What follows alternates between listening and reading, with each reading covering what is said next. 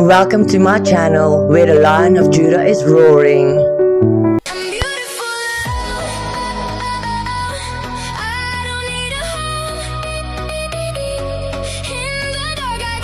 We are in the presence of the Lion of Judah where fear breaks, chains fall and faith rises.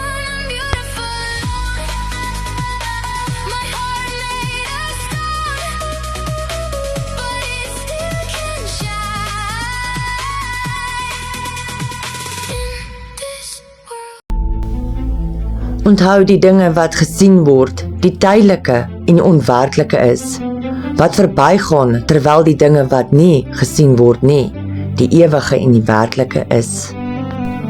Laat ons die gedagte van geen ding 'n bietjie verder voer. Ongelukkigheid is nie 'n werklikheid nie, want dit is nie ewig nie. Dit behoort aan die kategorie van dinge wat verbygaan. Nait, selfsug, jaloesie en vrees is nie werklike kragte nie. Hulle is bloot afwesighede van liefde. As dit geongebalanseerd word, vang dit jou in die negatiewe. Jaloesie, selfsug, afguns en vrees is nie werklike kragte nie. Hulle is bloot afwesighede van liefde. Hulle helderder teenoorgestelde. As dit nie gebalanseer word nie, vang hulle jou vas in die negatiewe. Jy sal vrees voel. Jy sal jaloesie voel. Die verskil lê in jou keuse.